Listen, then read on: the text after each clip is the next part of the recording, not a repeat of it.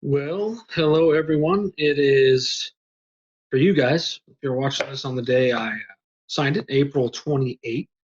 So, like usual, if you could put something from this day in history, April 28th, and a famous birthday from this day in history, that would be awesome. I'm obviously sad we can't go on the Oklahoma history trip. If we could, we'd be leaving tomorrow. So that is unfortunate. We're wrapping up though. We only got 2 regular weeks of class left, and finals week. So we're hitting the end here. We're going to try to push through some chapters pretty quick. I'm going to try to cover chapter 13 in this lecture. We'll see if we get it done. Um, so, because it might be a bit much for just for one lecture. So, let's get going. So, as Oklahoma moves towards becoming a state, obviously you can see that's what we're going to be talking about. Oklahoma becoming a state, or we're going to look at that process, and only at the end of this chapter will it finally become a state. As territories, Oklahoma Territory and Indian Territory were growing greatly as you get into late 1800s, early 1900s. One of the important things is the railroad expanding into Oklahoma. I'm not going to go through, there was Santa Fe Railroad and Katy Railroad and several others. I'm not going to go through all the ones that were coming in here. But the railroad obviously helps more people travel out west. A lot of people who came to do the land runs came out on the railroad first. And the railroad helped certain towns grow. Things like Ponca City wouldn't be where it was without the railroad. Probably even more well-known thing is Tulsa versus Sapulpa. For a while, I don't know if you guys have been to Sapulpa, but it's a decent-sized town, but it's not very big. For a while, Sapulpa had the railroad going, the main railroad, and it was growing pretty quickly, and Tulsa didn't. So Tulsa convinced the railroad to go through their town by giving $12,000 bonus for right away for a stop to happen in Tulsa instead of Sapulpa. That change caused Tulsa to grow greatly and caused Sapulpa not to grow so quickly. So where the railroad was really caused a lot of growth. So towns that tended to grow tended to be along railroad lines. During this time period, too, you had the development of agriculture, especially in the Oklahoma Territory part. Obviously, Indian Territory, they'd already been doing that. But sorghum cane was one of the first crops planted. The top of the cane was made into livestock feed, and it could also be used to make the stalk could be used to make sorghum molasses. I don't know if you guys have ever had molasses. I think it's absolutely nasty, but if you like it, go right ahead. Other areas grew corn, um, but they soon learned corn usually couldn't survive a hot, dry western Oklahoma summer. They could grow it in other parts of the state that maybe weren't as dry and hot. Settlers grew oats or maize for livestock feed, led the nation in production of broom corn, which was used to make brooms and brushes. Cotton became a popular cash crop. We talked about that already with the Indians doing that as well, but now some of the white settlers who were living in Indian Territory began to grow cotton as well. It was a good way to make money. Wheat production increased greatly with the availability of better and more affordable equipment soon after World War I. So that's kind of getting past where we are. But today, wheat grows really well here. But that's partly a result of more modern equipment. Tornadoes. I'm not going to read about the tornadoes, but in your book on page 325 talks about Oklahoma's second deadliest tornado. And there's been some deadly ones. Obviously, we had some just last week that were pretty deadly along the southern border with Texas. But tornadoes play a role, and they can actually really hurt your agriculture. They can hurt. You might have a season where agriculture does poorly because of harsh weather for a particular year. So tornadoes were certainly something people had to reckon with early on in Oklahoma history. Education, I'm not going to spend a lot of time here because we've spent so much time on education with Indians. But much like the Indians, the first white settlers began to establish schools right away and became not just a school, but a social center for the community to gather, to sing, hold box suppers. A box supper would be where a single woman would make a supper and put it in a box, and then a man would bid and basically they'd go out and eat that box supper, and maybe they'd hit it off, maybe they wouldn't. It's kind of like a date, to go on a date with someone thing. Um, they did literary readings at these schools, spelling bees, all kinds of things. Many early schools were subscription schools, meant that parents paid a monthly fee ranging from $1 to $2 a month. Uh, Length of the school year was varied from place to place. Availability of books and subjects taught varied greatly too by what kind of teachers you had in these schools. Penmanship drills were important. Spelling, ciphering, or arithmetic, history, geography were some of the main subjects that were being taught. In 1890, an Organic Act established a more public form of schools in Oklahoma, and they would eventually replace those subscription schools. The estimated school population in 1891 was over 21,000. By 1896, there were 88,000 students in school in Oklahoma Territory. One of the things that comes up, and it's going to come up later in this chapter, and we're going to keep talking about it for the next couple of chapters, is the idea of whether you should have segregation in schools, schools for whites and schools for blacks, and whether you should segregate based on those things or not. That's an issue, though, that's not going to be solved right away. Mining, salt mines, coal mines. Coal, obviously, we talked about being very important. Early on in Oklahoma history, too, there were lead and zinc mines, but those mines dried up pretty quickly. Gypsum, the Ruby Stucco Mill in Blaine County was the first gypsum mill in Oklahoma Territory. And we already talked about gypsum like way back in chapter 2 in its uses, drywall, toothpaste. We talked about how it is in a wide variety of things. It's in like things to make cement. So it's a pretty useful substance. And Oklahoma was like the #1 producer of it. And the Ruby Stucco Mill was the first gypsum mill in Oklahoma Territory. Towns began to spring up quickly as gold fever hit the Wichita Mountains. In the early 1890s, prospectors found evidence of gold. By 1895, miners were swarming into the Kiowa, Comanche, and Apache reservations, which they weren't supposed to be. That land was not open to settlers. Soldiers from Fort Sill and Indian police had to keep the gold-hungry prospectors out. When the area was open to settlement in 1901, people were hoping to find gold, but over 2,000 mining claims were filled in a 9-year span, and really there was no significant amount of gold actually found in those areas. It was just I don't know if I'd say a rumor. There was probably a hint of some gold, but it certainly didn't ever pan out to anything major like the gold rush of 49 in San Francisco in California, or there was a major silver rush in Colorado in the 1870s that never equated into any of those. Well, as Oklahoma nears statehood, there's 2 separate territories. There's Oklahoma Territory and Indian Territory. But I just want you to see the population changes. In 1890, there were 61,000 people living in Oklahoma Territory, 197,000 living in Indian Territory.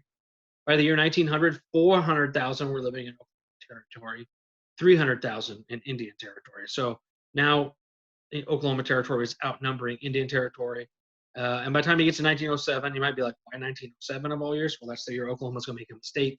But there were 722,441 people in Oklahoma Territory and 691,736 in Indian Territory. So those are some pretty large numbers as far as the growth of population, which would mean that Oklahoma would be very large. In fact, we'll find out how large in just a little bit, how large it was when it became a state. Well, there begins to become a call for Oklahoma to become a state, and there's 2 ways to go about it, a 1 or 2 state option. Obviously, the 1 state option is to have the state of Oklahoma, which would include Indian Territory and Oklahoma Territory, to become a state. Obviously, you live in Oklahoma right now. I would assume, hopefully, by this point in class, you would realize that we have 1 state. Oklahoma today encompasses all of Oklahoma Territory and Indian Territory combined. However, at this point in time in 1905, the leaders of the 5 tribes met, and they called for a constitutional convention to create a separate state for the Indian nations known as the state of Sequoia. They met in Muskogee in 1905. 182 delegates were there. They elected Pleasant Porter of the Creek Nation to preside over the convention. They also elected some other members. They established a Bill of Rights, 3 branches of government, a system of checks and balances. They approved a constitution on November 7th, 1905, and they submitted it to the United States Congress, which the bill went to the House and was tabled by both statehood. An effort, but that effort is not going to be listened to. So there then began an Enabling Act, which took place on June 16th, 1906. Now, enabling, I put the Enabling Act, but it's really an Enabling Act. That's not a specific name just for Oklahoma statehood. This was any time that the government calls for doing something that it could not do before. They call it an Enabling Act. So they're going to enable here the creation of some new states. And they call for joining the Twin Territories into a single state that would be known as Oklahoma. It also addressed the possible statehood for the territories of Arizona and New Mexico as well. So the Enabling Act really pushes the one state of Oklahoma forward in the minds of people in Indian Territory and Oklahoma Territory and the nation. An Enabling Act, however, did require that this territory meet certain criteria in order to become a state. Now, the first one I'm going to mention, I don't even think this one's in your book, but this is from way back in 1787. They set a rule that for a territory to become a state, you had to have a population of 60,000 people minimum. Now, Oklahoma at this point in time is well over 1 million, so no problem there. You have to promise to organize a Republican form of government. The Constitution for your new state needs to establish religious liberty, prohibit polygamy, which means marriage to more than one person, really marriage more than one wife, guarantee the right to vote to all races, prohibit alcoholic liquor in Indian Territory. Now, that's not something that was going to happen in other states, but in Indian Territory and the Osage Nation for 21 years after the establishment of this state, that needed to be in place. Establishment of a free public school system, and Guthrie was to remain the temporary capital until 1913. Now, I'm going to ask you a question right now in the middle of this that is not going to be on your notes. It's going to be very important. On page 332, the stuff I just talked about, the requirements here. So on page 332, it's really the first paragraph there. I want you to just make me a list on your assignment listing what requirements that Oklahoma Territory had to do before it could become a state.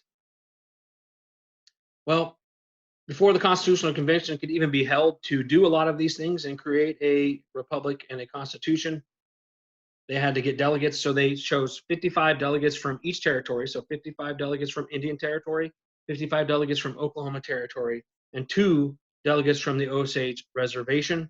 The Osage still weren't a part of Indian Territory or Oklahoma Territory. That is why the allotment process was still ongoing for the Osage during this time period. The election for delegates was held November 6, 1906. Women at this point in time in U.S. history did not have the right to vote or serve as delegates, but all males over 21 who were U.S. citizens or members of any Indian tribe in the territories and who had resided in the territories at least 6 months were eligible to win.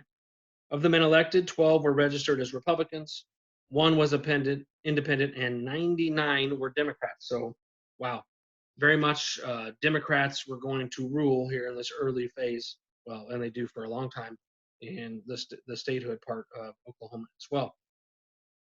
The delegates included farmers, ranchers, lawyers, merchants, ministers, doctors, bankers, journalists, teachers, and 1 college student. None of the delegates, unfortunately, were Black. Well, this is all taking place during what is known as the Progressive Era in Oklahoma. I mean, in U.S. history. This is now we think of the word progressive today, and we probably, we think of the left, the political left, and we think of progressives. During this time period, the progressives were Republicans and Democrats, could be considered a progressive. Now, a progressive is still somewhat similar to what a progressive is today. A progressive believes the government was best equipped to correct the problems in society. So that's what a progressive was. Someone who believed the government was best equipped to correct the problems in society. So they wanted to break up large corporations, regulate business, such as the railroads and other industries. Progressives wanted to help people have more say in government, and they do that through things like referendum, where people get to vote on some of their local laws. Eventually, they're going to have direct election of senators, but that's not going to happen right away, but that will happen eventually. They want more labor unions to help create good rights for the people as well. So this is important because this is prevalent on the minds of people while Oklahoma is becoming a state. It means that the people who were forming the state constitution for Oklahoma were really influenced by the progressive movement. So the new constitution for the state of Oklahoma obviously had three branches of government: the executive, legislative, and judicial branches. It had checks and balances in place. Obviously, the head of the executive branch would be the governor. The gubernatorial elections would be held in off presidential election years, meaning the president gets elected every 4 years. Well, the way they did it, and this is still the way it works in Oklahoma, you will never have a governor getting elected in the state the same year that a presidential election is happening. They're 2 years apart. So, say you have a presidential election this year in 2020. In 2022 is when you'll have the next governor election. There's a 2-year gap between those two things. Delegates from the legislature were supposed to speak, obviously, for the people. The Constitution called for a board of health, board of dentistry, board of pharmacy, pure food commission, just a lot of different government programs to oversee particular things. They also put in a way for there to be amendments in the Constitution that people could have a right to propose and vote on those. To propose, you typically, they'll have to go through a long process of initiative and get a bunch of people to sign to that document. Like I said, I'm trying to cover this really fast. I'm actually pretty close to the end of the chapter here, but labor rights was one of the big issues. Peter Hanratty served as the chairman of the Labor and Arbitration Committee. They were trying to write laws to shorten the workday to 8 hours in mines and public works projects. Convict labor was prohibited, so you couldn't have prisoners working, doing labor. Maybe you could if you paid them something, but you couldn't just have them doing almost what we call slave labor. Children under 15 could not be employed in any hazardous occupation. Boys under 16 and females could not be employed in underground mines. Chief mine inspector was required to actually have 8 years of actual experience as a miner. All these are for safety reasons, because a lot of these jobs were they're still pretty dangerous today, but they were incredibly dangerous back in this time period. They set up schools, public school system, free to the public. Now, free, of course, you're going to pay taxes, but back then, not nearly as much as you do today. All children between the ages of 8 and 16 were required to attend school. Women's suffrage, so women's working towards the right to vote. Obviously, women did not get the right to vote in this state right away. Southern Democrats feared that allowing women to vote would result in more blacks voting. So, hey, this is what your book says, and this is not a conservative Christian book. Once again, Democrats were the ones against women voting and the ones against blacks voting. It wasn't Republicans. Republicans were the ones who pushed for the effort to give women the right to vote. Prohibition, obviously limiting the sale of alcohol or making it completely illegal was actually considered. Obviously within Indian territory, the part that was Indian territory, those areas were going to have prohibition for 21 years. That was actually a guarantee. And there were people who fought to stop the, quote, evils of alcohol. One of those people was, one of the the newspapers doing that was the Hatchet, being led by Carrie Nation. She was arrested over 30 times and amassed huge fines for trying to stop, people drinking alcohol. Now, I've mentioned prohibition before. Um, in theory, the reason they do it's a good thing. You want to keep people from getting drunk because people do dumb things when they're drunk. Some people get mad and angry and beat people, like men. There's men who batter their wives and their kids. Alcohol has a lot of problems that are involved with it. Doesn't mean that everybody who drinks alcohol gets drunk and does those things. The problem is it had been legal since the beginning of time, and to try to make something illegal that's already been legal ended up causing more problems. Now, of course, they do kind of pass it here. Uh, we'll talk about that when they ratify it. It actually gets passed that they would do prohibition in the territory, but it doesn't actually ever take effect. Now, eventually the nation does that, but that comes a little bit later. So what about rights for blacks? Obviously, there were a lot of blacks who moved to Oklahoma Territory hoping to escape some of the discrimination found in some of the southern states. Unfortunately, they found that some of the same Jim Crow laws, which were laws trying to limit blacks from voting, were part of Oklahoma, unfortunately. And we'll talk more about these in a future chapter. So I'm not going to spend a lot of time on it, but they already were in place a little bit, and it's going to continue. And we'll talk about some specific ones next chapter. Ratification for this Constitution took place. William Jennings Bryan from Nebraska, who was probably the lead progressive in the nation during this time period, argued that this was probably the most perfect Constitution ever created.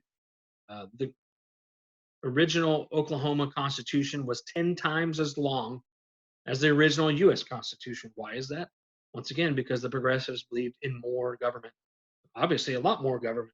Our founding fathers who wanted very little government. So they held the first election for governor, and Charles N. Haskell was elected as governor. He was a Democrat. He defeated Republican Frank Franz, who had been the territorial governor. Now, the vote was kind of close. He had a little over 137,000 votes. Frank Franz had 130,000 votes.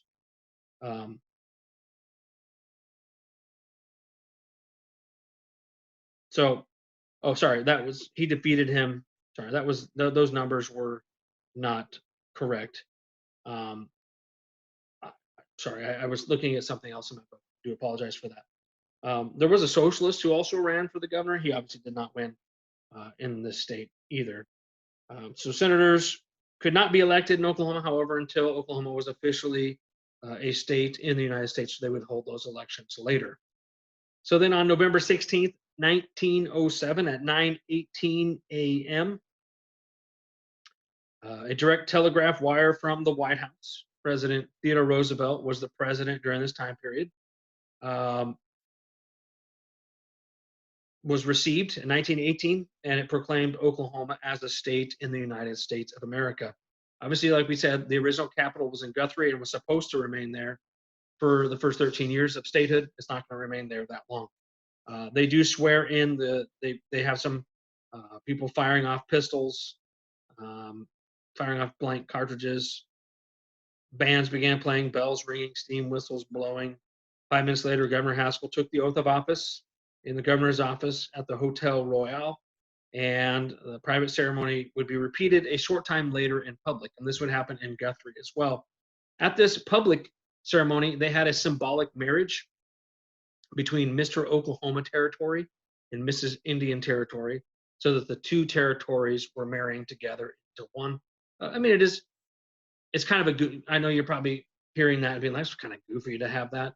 And I get where you're coming from, because they actually had, a white man and an Indian woman performing this fake marriage as a symbol between Oklahoma Territory and Indian Territory. But a marriage is where two become one, and this is where the two territories become one. The population of the state of Oklahoma day one was 1,414,177, more than any other territory at the time of statehood in U.S. history. So at the time of Oklahoma becoming a state, it's the largest any state was on day one. It's a pretty big deal. 46th state in the United States. Obviously, as much as many people were celebrating, some of those people who were Indians and who had been promised that Indian territory would remain theirs after they were removed were very saddened by this. So I'm going to read a quote to end here. This is from a writer named Mary I. Harrod, a Creek Indian, and it appeared in the Okmulgee Democrat the day before statehood. As of Friday the 15th of November will be the last day of the Indian Territory, and after that we will be no longer a nation. Some of us feel that is a very solemn and important crisis in the history of the Indians. Now I've lived to see the last step taken, and the Indian does not count anymore, even in his own territory. I shall never write another letter. I cannot date my letters Indian Territory. I shall not write. That's obviously a pretty sad ending, but not everybody was happy. Obviously, those that were Indians and who wanted to have things remain with Indian Territory and Oklahoma Territory were saddened by this. But there were Indians in the Oklahoma Congress and in Oklahoma Senate, so Indians did get elected into the Oklahoma government, but certainly they lost kind of their nationhood. It's restored later on in history. During this time period, they kind of had it all stripped away, despite the fact they'd been promised they could keep it. Okay, one last question to answer on your notes. Simply, what is your favorite drink? Something like Dr. Pepper or Coke or whatever it may be. It's hard for me to answer that one. It really is. So if you put 2 or 3, I'm okay with that. I do like Mountain Dew Baja Blast. I like, I know that people won't like, I like sugar-free Monster. I don't know. I like all kinds of drinks.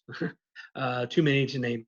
But I hope you guys are doing well, and we will do this again on Thursday. We did get through the chapter, so maybe it didn't go as long as I thought. It's still going to be pretty long, but we really got a few more things to push through. I still want to get to some of the later things in Oklahoma history, so we'll push pretty hard the next few times we do notes. So talk to you guys later. Bye.